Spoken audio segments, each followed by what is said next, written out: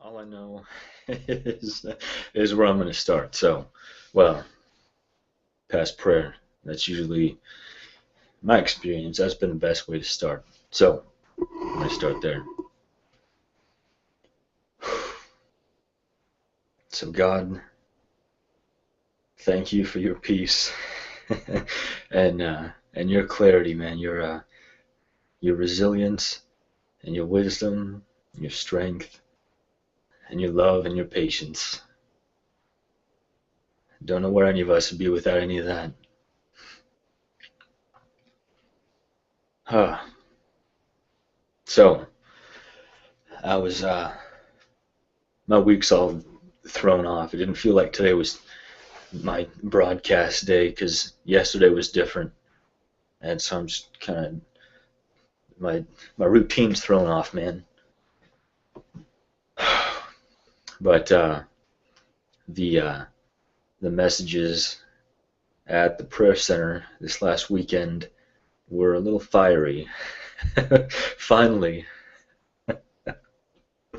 and so I heard from a couple people that they were really good, and I was planning on listening to them this morning when I was at work, because I usually get about 4 hours where I can just kind of mind my business and do my thing in peace and solitude. So put my headphones in, get it set up on my phone, and for some reason, every time my phone would go into standby, the audio would stop, which never happened before. So I was just fiddle farting with that for like 5 minutes, and then I was just getting worked up. And then so I just closed down the program, reopened it, and it worked fine. And so then I opened up Tim Stemple's message and put some gloves on because my hands were going to be wet and started just working. And then there was music, and I don't. Uh,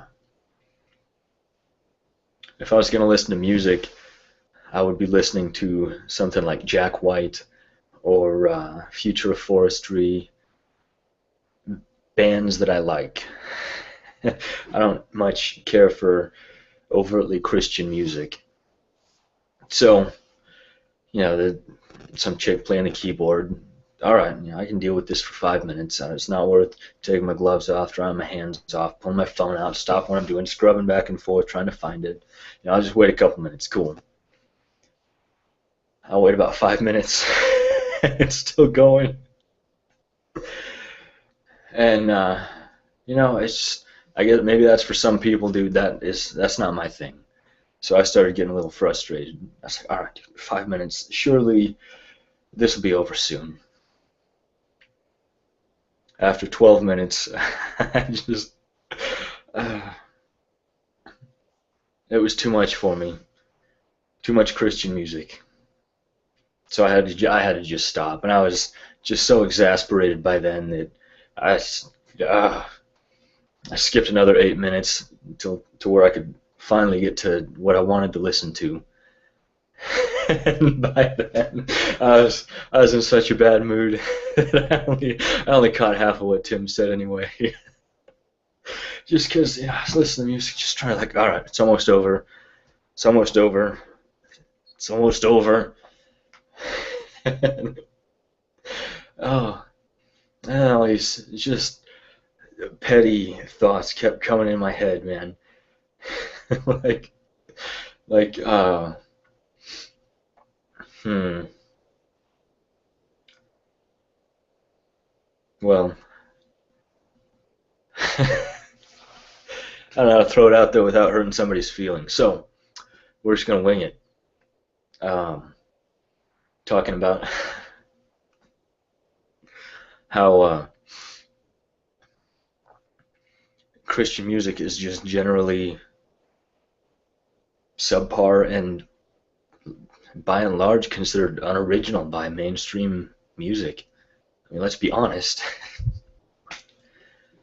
And just how people try and be Christian because it's easier to feel like a success in that arena than going mainstream with the professionals.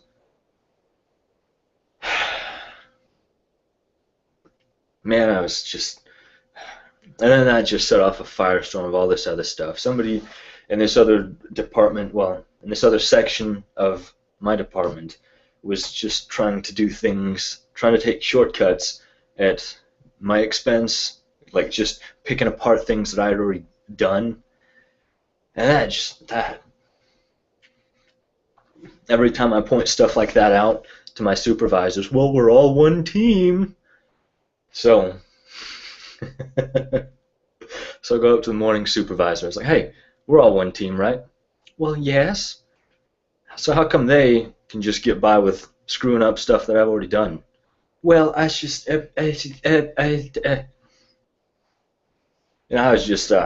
was kind of fiery this morning anyway.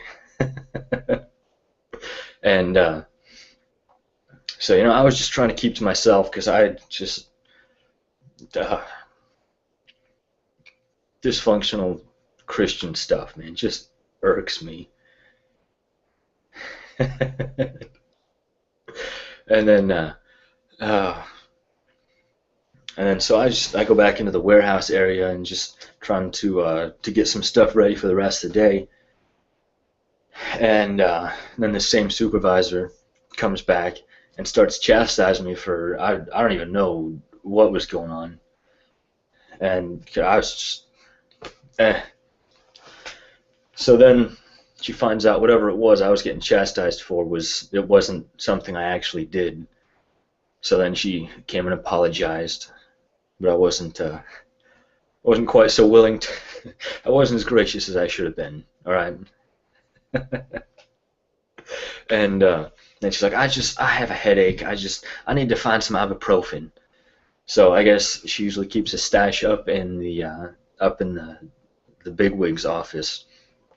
So she goes up there, and she just comes back down even angrier. She's like, somebody took the rest of my Tylenol. I said, well, Michelle, we're all one team, right? It's everybody's Tylenol. Oh, she did not like that. But that kind of put a perk in my day.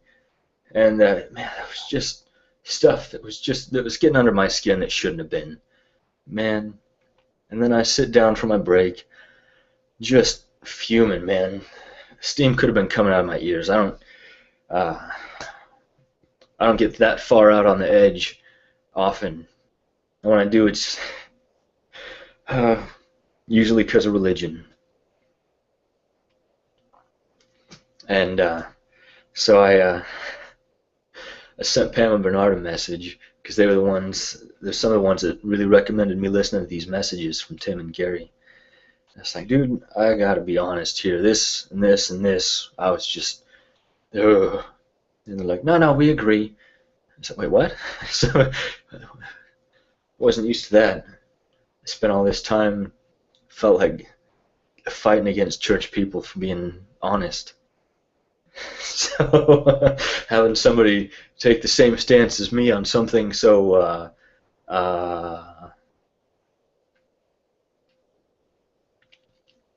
benignly, well, not really controversial, but something that didn't really matter that I still took a stance on. And then that kind of helped take some of the wood out of my fire. And then took a few more deep breaths on my break, got back to work, started praying. And, part of me, in the back of my mind, I could still acknowledge that what was going on, man. The reason I was just starting to lose it was something spiritual going on. And just playing on the impassioned frustration I get with church and religion in general.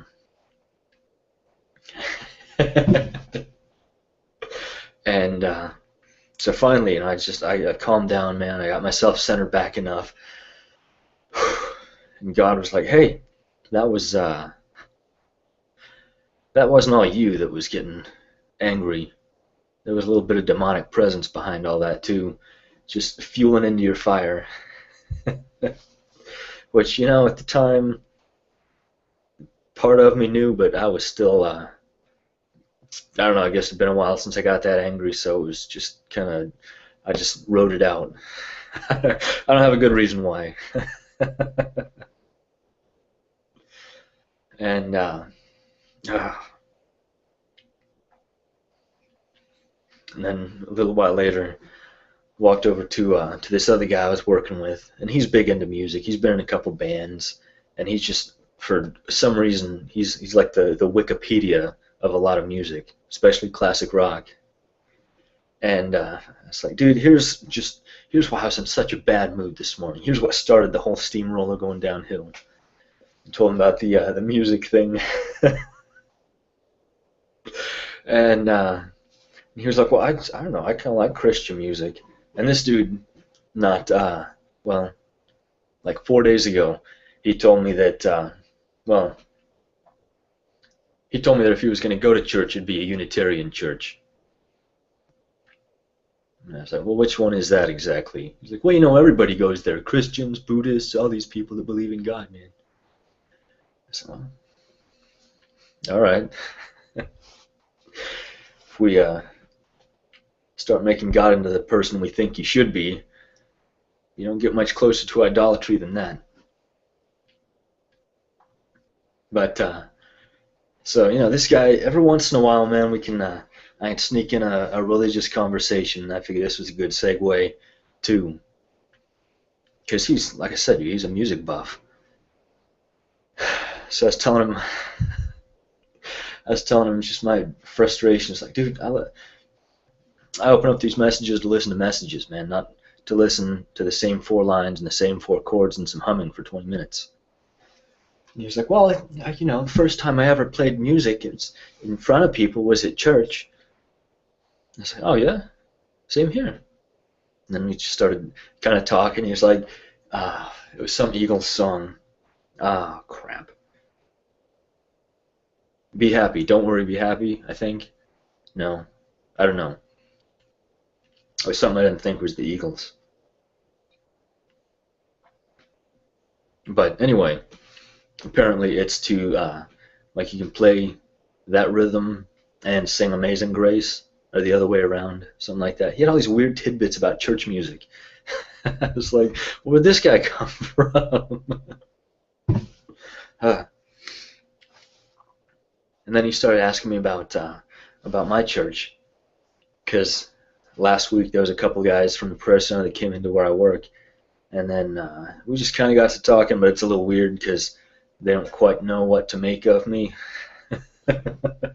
So they kind of they walk on eggshells around me, which, hey, whatever. And so there was some awkward conversation, and then things moved on. And then this guy I was working with, I could see him keep looking over when I was talking to these guys, and he's like, how does Pete have any friends outside of work? So I went over and explained myself to him. I was like, hey, a couple of those guys just go to the same church I do. And then he stopped, looked me straight in the face. He's like, man, I don't even, what's with all your talk about how you feel about organized religion? And I was like, well, it's kind of complex. So then he started asking me a little bit about my church, and then just the conversation continued again today. And he was like, so what are you? You believe in Jesus? I was like, well, yeah. I mean, I'm non-denominational, but I guess like Pentecostal roots, charismatic. And then the dude stopped again. You believe in praying in tongues? Yeah. Oh, all right.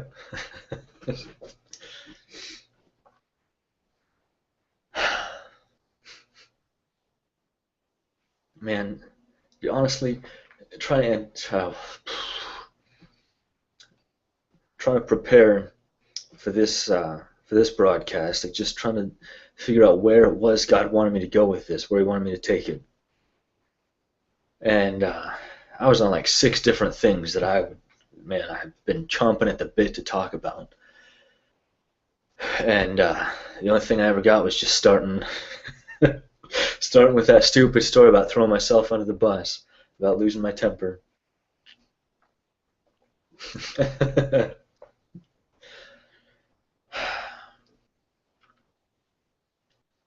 But man,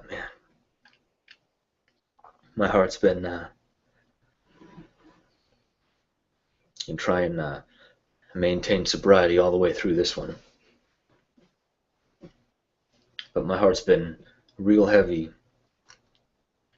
the last, especially the last few days, but more and more the last 5 or 6, 7. And Tim mentioned a message of Dave's from almost 20 years ago that that they're just kind of bringing back to the surface. So I listened to it some last night and some more this morning, talking about, well, it's called The Severity of Taking Offense. And he talks about communion and bringing judgment on yourself and correction. And then listening to what I remembered of Tim's message, and then Gary's follow-up message right after that. I listened to that a couple times. It was all stuff, man, God showed me when I was still living in Washington, man, almost a decade ago. And it's just the start of it. And I would say stuff like what they're saying now, maybe not with as much sugarcoat, or a little more indirectly, or not quite as indirectly as they've been saying it. and dude, I would just get corrected, and shouted down, and there's one of those things I mentioned before, dude. I'd take it to God, man. I would just, best I could tell, it was God that was giving me this stuff. I'd go say it to somebody else, and I'd be wrong.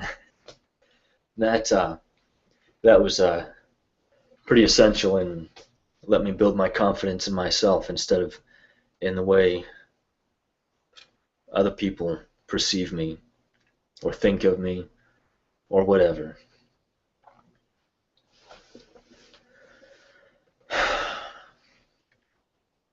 And it was something,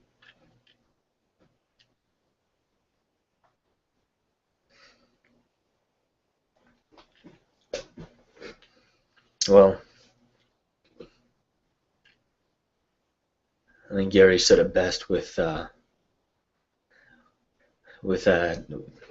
prophecy at the end of last year, talking about a separation coming, a war, and the people that follow God are going to stay with him. The people that are all talk, they will be scattered to all kinds of different things. And agnosticism, atheism, cults, diseases.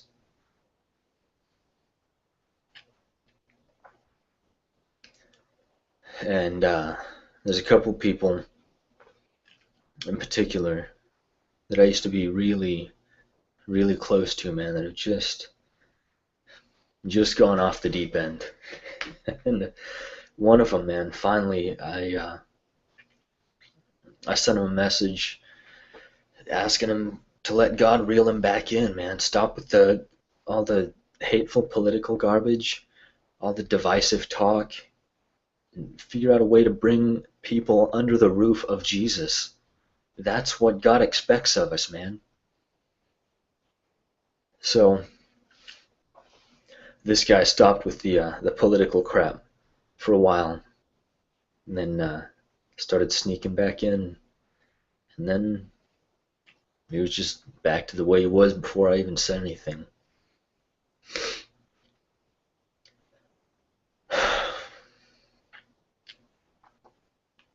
People like that are expediting judgment on themselves. It's what it's going to come down to, man, is just What are we doing with the truth that we have? How are we acting on it? The truth that we know, that we know, that we know, that we know is from God, and it is truth. The stuff we are completely 100% certain of. Not the stuff we're still a little flimsy on, still trying to feel out and make sure. The stuff that we know. What are we doing with that? Are we just talking to other people about it, trying to make ourselves seem super spiritual? Trying to puff ourselves up? So the devil can come by and deflate us and make a big scene about how much Christians suck? Think that's not going to happen?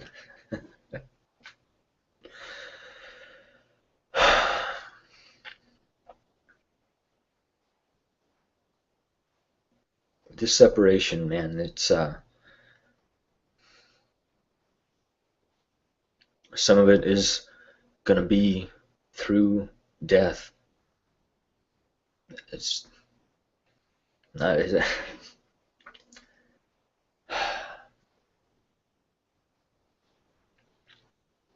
People are going to be doing it to themselves, eating and drinking condemnation on themselves. That's why so many have fallen asleep early, according to Paul. Man, what's worth more to us? Getting closer to God, sacrificing the things that we've held on to because they're keeping us from God? Or holding on to the things that we think are important and letting that sentiment, that so-called love, letting that keep us from God, and then continuing to tell him how much we love him. Oh, I don't know how God does such a good job of putting up with us. Dude, I was just hanging out with him, man. I don't really do formal prayers that often. It's usually just kind of a back and forth thing between he and I just throughout the day, man. I don't get down on my knees. I just close my eyes. It's just, dude, I'll be working, man. I'll be praying tongues under my breath and just communing with God in my heart, just having a conversation back and forth, just throwing stuff out there and seeing what God throws back.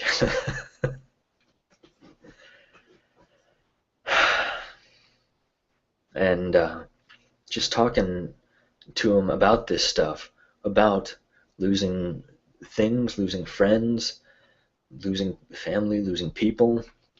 I was like, God, what if I lose everything? And God's like, well, you still got me, don't you? And then it was one of those face palm moments. Like, dude, I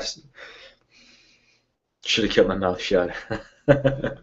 Thanks for being such a good sport about how stupid I am, God. Oh, I don't know why you put up with me, God, but congrats on doing it for so long. And I was ashamed of myself for taking him for granted the way that I did. And if I didn't see that, how much worse could it be? You know? Oh, man.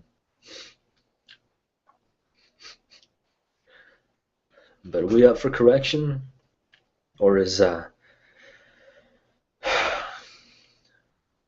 truth that's been revealed to us so far, are we just going to keep sitting on that until it becomes toxic because we don't do anything with it except keep telling God how much we love him? But God, I love this more. So you understand, right? It's cool, you know? Yeah, right? That's coming to an end. It's it's coming to an end.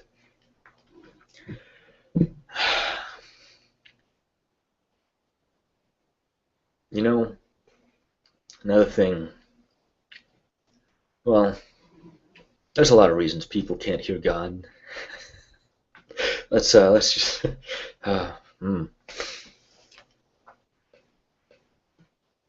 But let's break it down simply. A lot of times, we just We try and take shortcuts. I don't know why I can't hear God so well right now.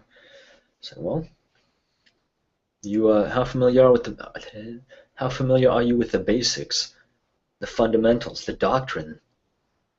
The what? The born again trail, distinguishing God's voice, Satan's war machine, the unmasking Satan's tactics. All these series by Dave, man, they're all free. So what's the excuse here? Well, they're all like an hour long. Well, it's either that or you can get left in the dust. There was a lot of time at the prayer center. Man, they would just keep going over the same stuff that was in all those series. And people that have been at the church longer than me were just, amen. What do you do when you're not at church? Nothing. We could have been so much further along if we didn't have all these anvils. Yeah. So, anyway, time for them having to answer a few things to God is coming. But if we mean it, man, it's time to brush up on the fundamentals. Man, Gary was on fire at that 10 o'clock service. It's on the IctusNet Live website. Just under Gary, it's the 119 at 10 a.m. I believe. And dude, he was going right between the eyes. And I just started skipping Sunday mornings just because there was always so much recap, and I'd rather do Sunday nights when there's less people trying to be friends with you so they can tell you how much they know. Yeah, there are lots of reasons I chose Sunday night instead. But nevertheless, Gary was getting on after him. There was a lot less shouting in that service. But if I would have been there, I would have been shouting him down too, man. I would have been a white hanky all over the place.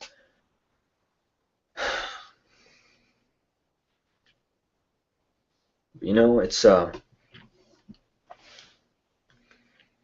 it's about judging ourselves and giving God room to correct us, I mean, we're going to be too busy working on ourselves to judge other people, especially people outside the church.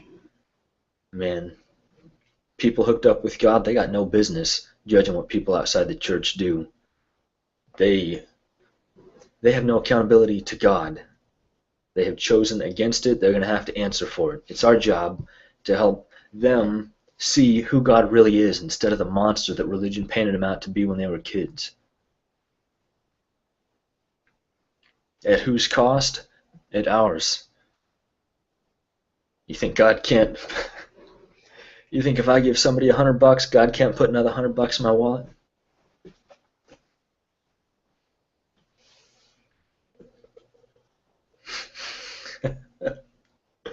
Whose life is this anyway, man? Is it mine? Is it yours? Is it God's?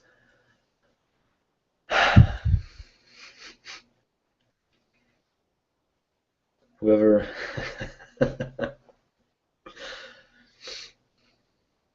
a slave, when you get saved, don't be concerned by it. But if you get a chance to be made free, rather use it. Likewise, whoever's free when he comes to the knowledge of God, he's Christ's slave. How's that for crisscross? Man, with as much of the knowledge of God as is out there now, there's a lot less grace for excuses, especially with us that are pressing in to know more. Paul likened the Christian walk to an Olympic athlete. They don't, they don't just sit on the couch for 10.5 months out of the year eating chips and gaining weight. They're not just a slug and they got to peel the skin off the microfiber of the couch when they get up. They're doing it year round. It is their focus to be the best of the best, among the best.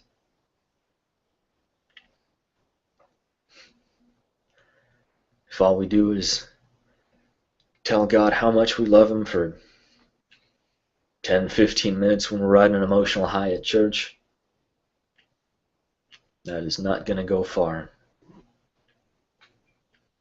There's one time, I don't even remember the context, but God was like, hey, you keep track of where your mind's eye wanders, because that's where your whole body ends up following. I was like, huh. Yeah, I guess, well, I guess that is true, isn't it, God? Duh.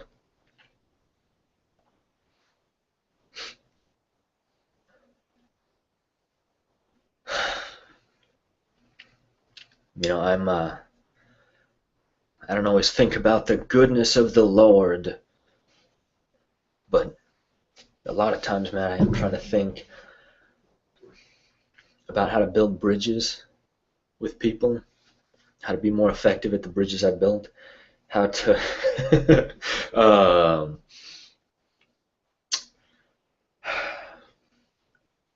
how to be in a position where people want to build a bridge with me. Man, there's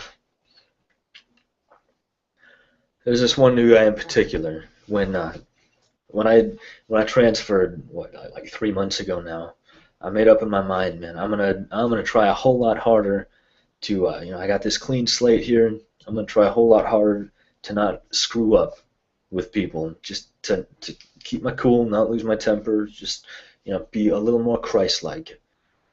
And I don't even think it was 3 weeks in. I was I had this section where I got to do a bunch of cleaning and rinsing and stuff. So I was filling up these sinks, and they're huge, and for some reason the faucet is like that big. So it takes 30 minutes to fill these sinks. So I just let them go. I just started doing some other stuff, and then I go back there, turn the water off, and see that the sinks were already dirty, and I was just like, I was inconvenienced, and I do like to be a team player, but I'm not as gracious as I could be about other people that are not as team player minded. So I got pretty short with this guy, and he's one of those people that's he puts on a big front, but you can tell he's hollow inside.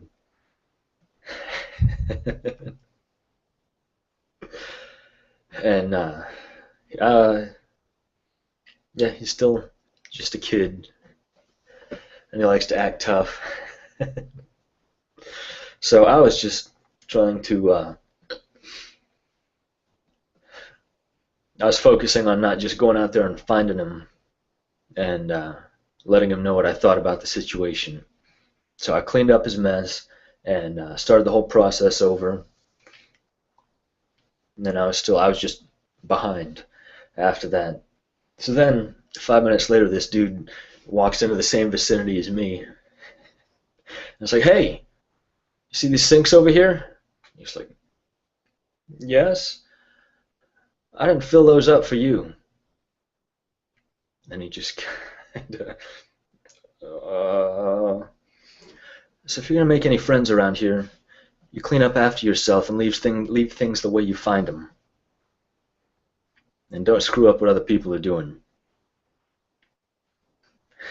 This guy, I don't think he said 2 full sentences to me since.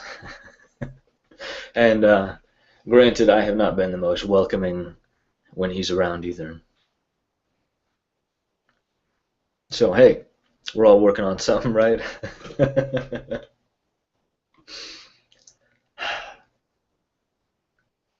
Oh well. God forbid anybody thinks I've arrived.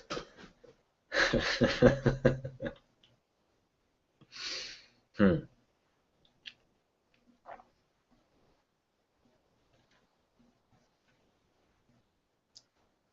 Another thing with the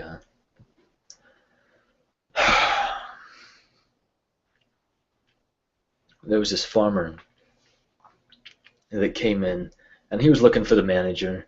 And usually when people just come in and ask for the manager, it's because they're pissed about something. So, I was in a good mood. I was happy with my boss, so I figured I'd take some heat off of him first. I was like, well, hey, is there something I can help you out with? Something I can clear up for you? And he's like, well, I was just I pick up compost for this store and this store and this store around town, and I was wondering if we could set something up with you guys too. And I say, well, maybe we've got this other company that picks up some of our compost a couple times a week. And he's like, oh, okay, well, I got this farm way out here, out east, and then we just kind of got to talking, and it turns out he's got like 1,200 acres, and then he started dumbing down farm stuff for me. And I was like, well, hold on here. I worked on a couple farms too when I was living up in Washington State. He's like, oh, Washington State. Well, what kind of stuff did you grow? I said, well, I worked on cattle farm, grass hay farm, potato farm, blah blah blah. He's like, oh, well, that's cool. Well, what brought you down here? Church. You'd see the walls go up in his eyes. And he was done with the conversation then, but he was still trying to be cordial. You know what I'm talking about, right? It's just part of me just wanted to ask him out for a beer just so he could see that I'm not like that. I never did though, because it seemed like there was like a 40, 50-year age gap. I don't know how I'd feel going on a bro date with some kid. So maybe if I see him again, we'll go have a burger somewhere. And for me personally, I like throwing that out there just to see how people react. Because farmers, man, you don't get a much more honest living than being a farmer.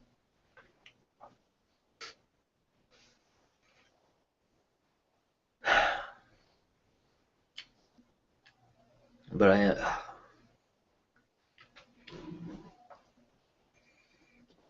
I try several times a week to ask God if there is anything I can do better to reach my coworkers.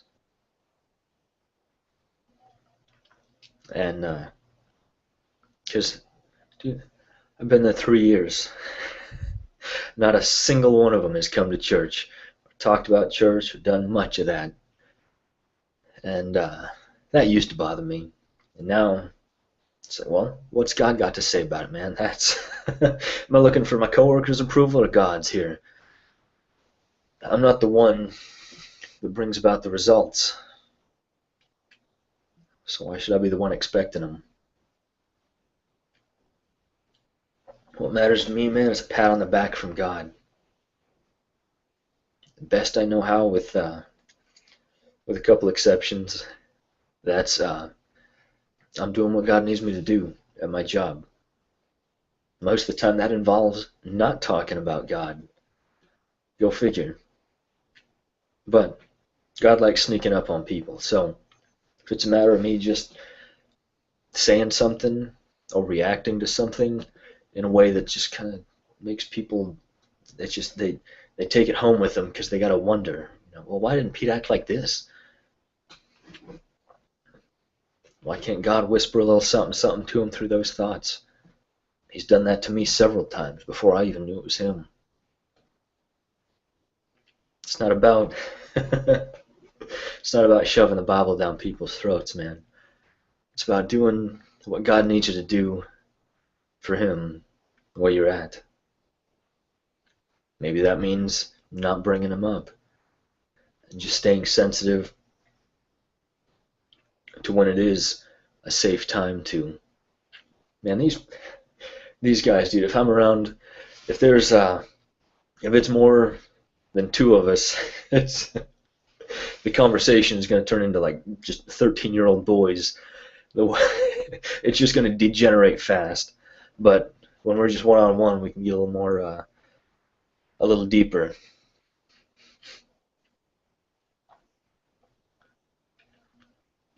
But these guys, man,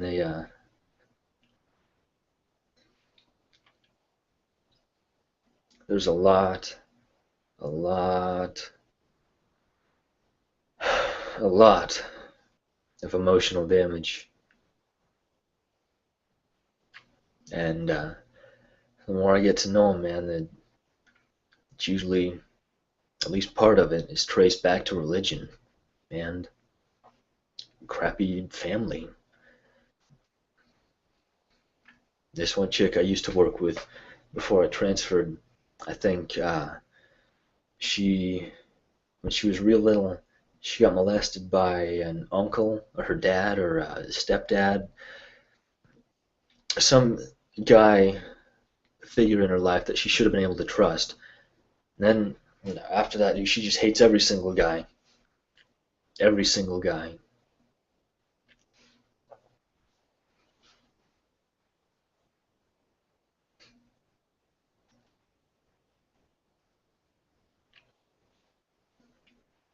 What if she got to know God?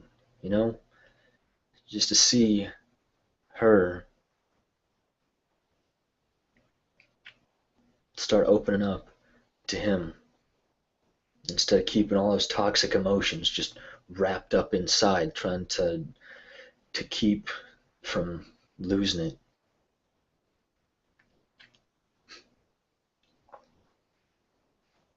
A lot of these people, man,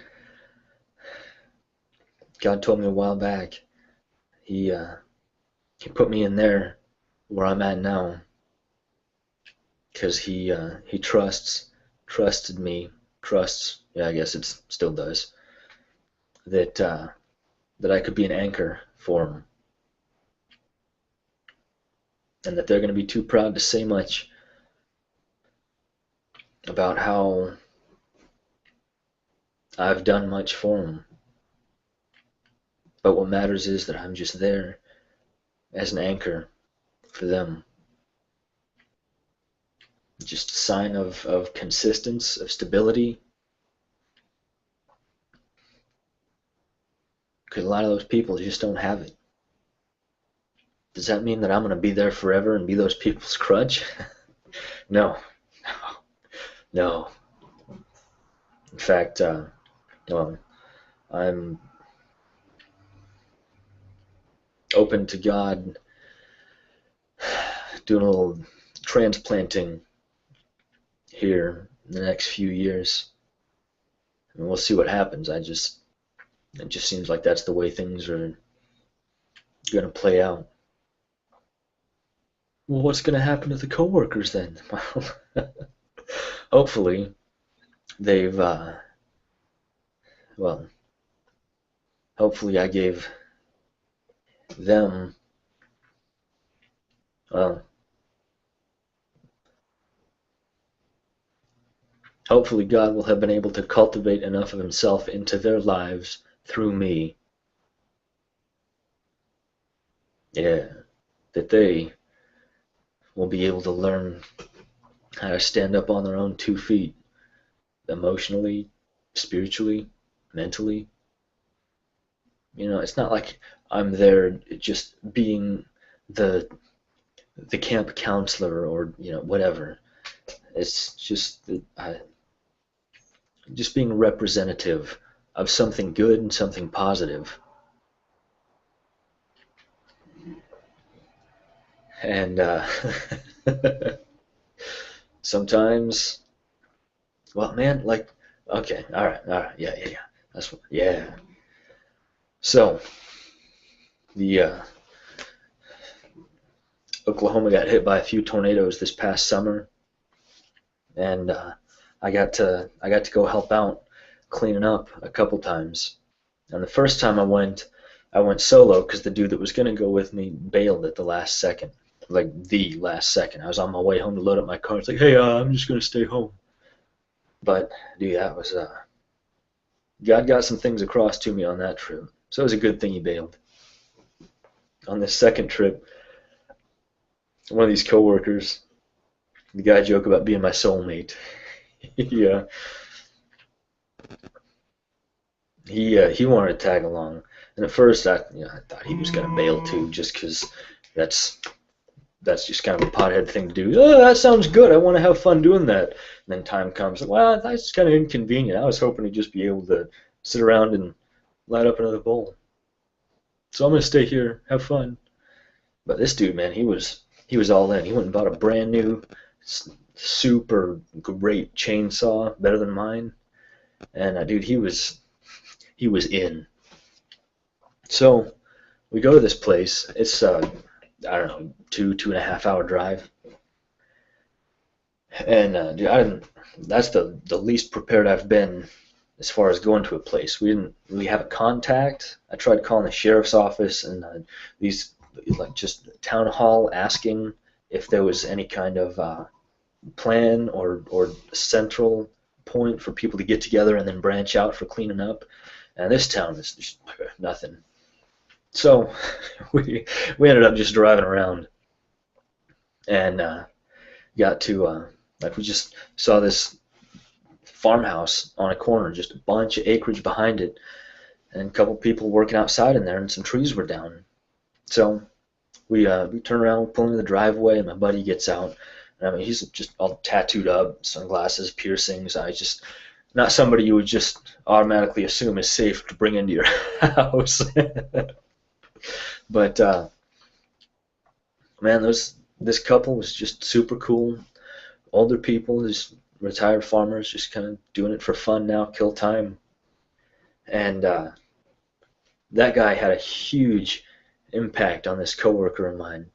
And then just I don't know, a month or so ago here, we had we had a little junior ice storm, like half-inch of, well, quarter-inch, I don't remember, quarter to half-inch of ice accumulate on trees. And so all these branches were falling off into people's yards and whatever.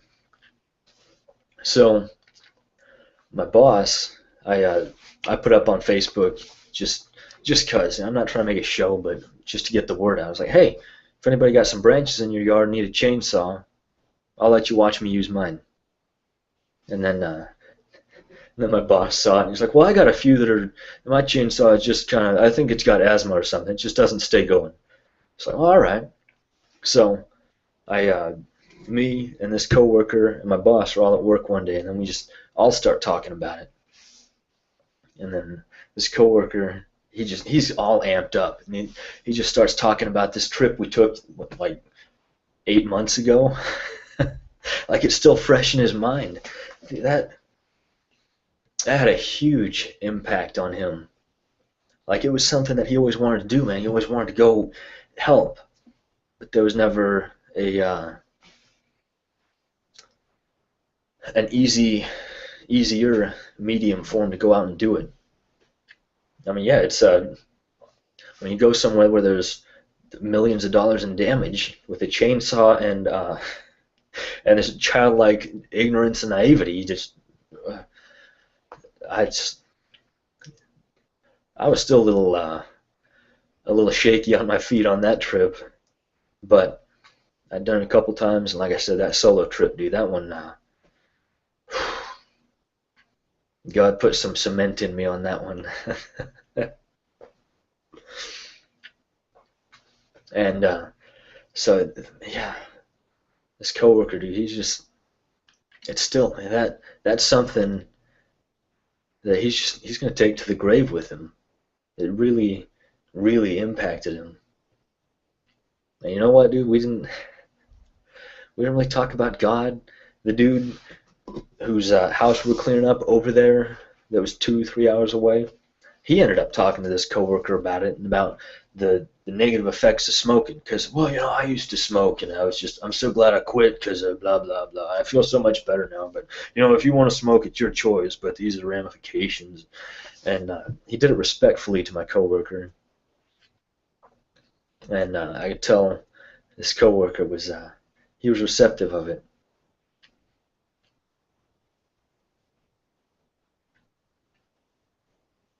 But this,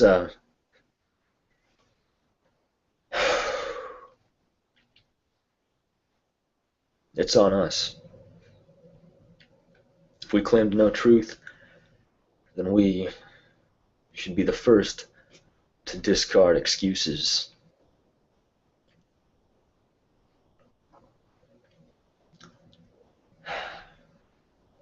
The first. We should be the ones setting an example in everything. Not the first to open our mouths about how good the Lord is, and then convince these people how spiritual we are and how much better than them we are.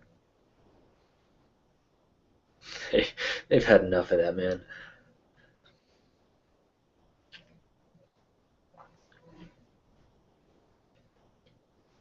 It's time for us to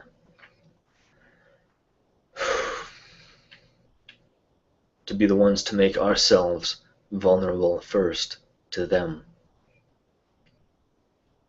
It's not about us and them going point for point on pride, up in the ante.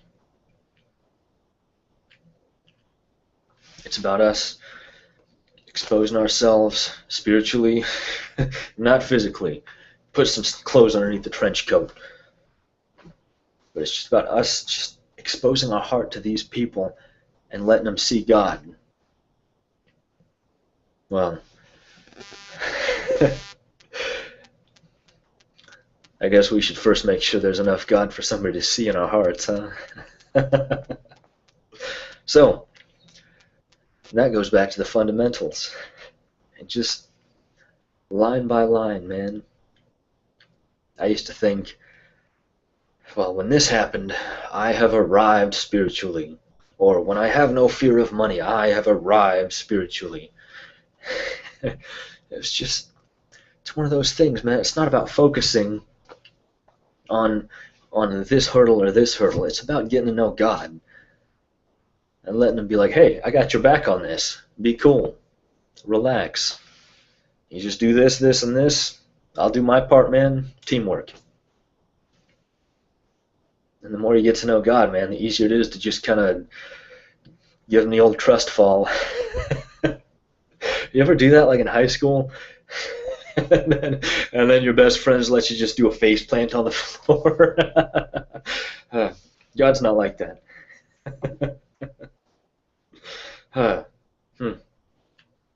Anyway.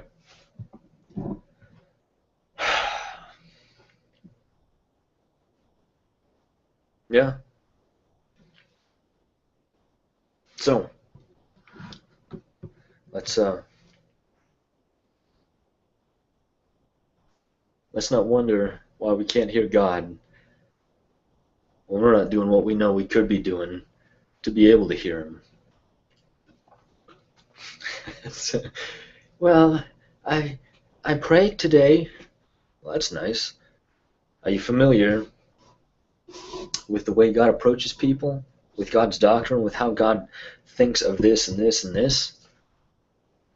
No? Well, let's work on that. Let's not skip the first 3 steps and just assume God's going to honor step 4 because we think we're there.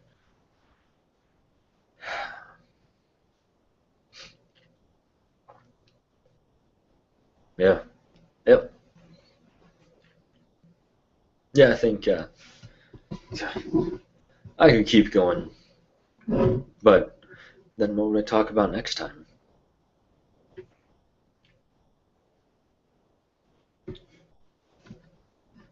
Well,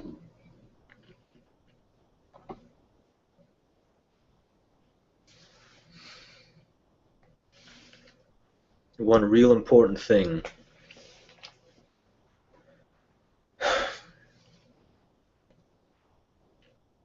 to keep in mind, especially considering the time ahead, is to just keep a perspective of eternity, an eternity mindset. Well, yeah. Of just not looking at this or this or this, but looking at God. And on whatever happens between here and between God, Is that going to keep us from getting to God? That's up to us. If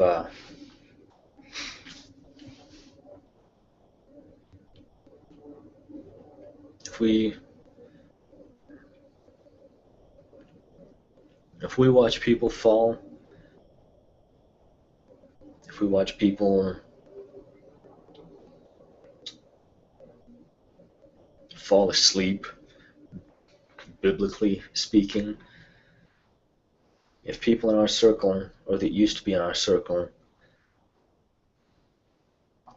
do end up moving on from earth, we need to know and be settled in, be established in, have faith and have peace in the fact that God is doing the best he can with what he's got. The absolute best. And if somebody ends up moving on early, it's not because God called them home.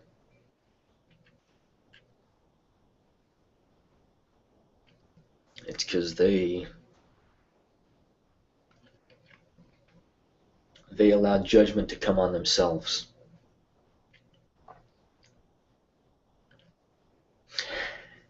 How do we prevent that from happening? Man,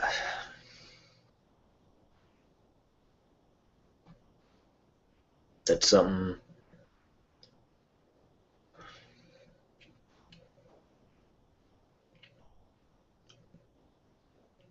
God told me something about strength a while back.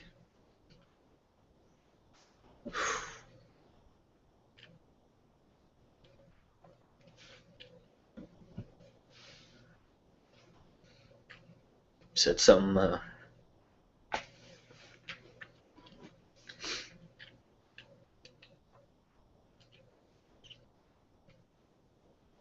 strength isn't maintaining control in your expressions.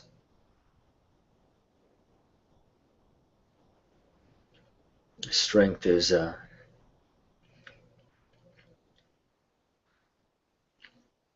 being able to stay standing at the end of the day when the dust settles, even if nobody else is.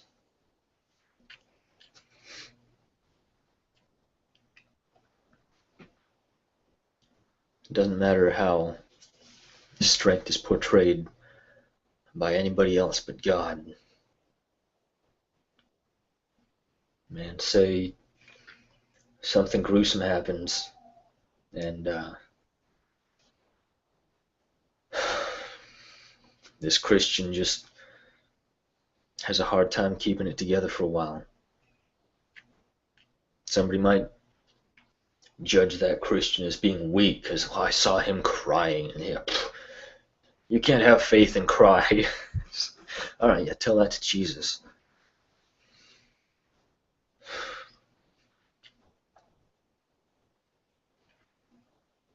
That strength that God was talking about comes through humility.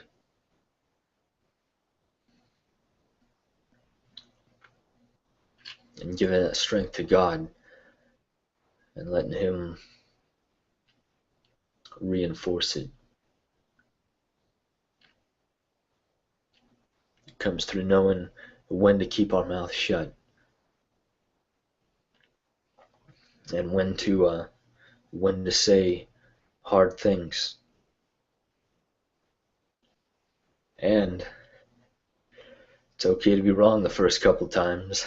First couple 100 times.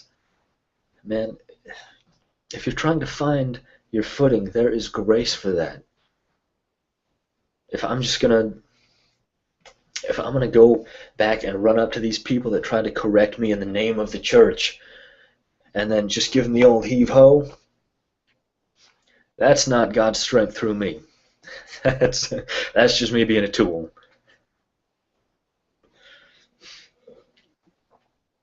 It's not about that, man. It's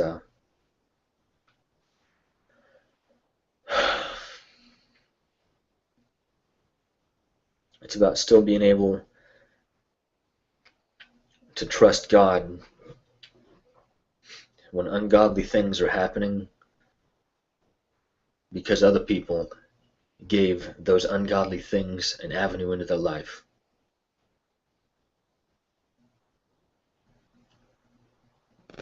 Best we can do is just encourage, exhort, and live in a way that's going to inspire them to light the fire again. It's not going to be some intellectual thing. And if we try to make it that, they're going to end up worse off.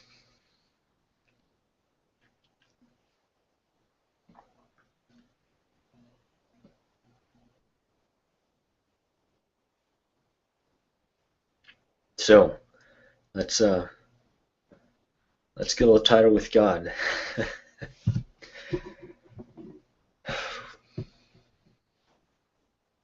Yeah, more to come on that. So, love you guys. Talk to you soon.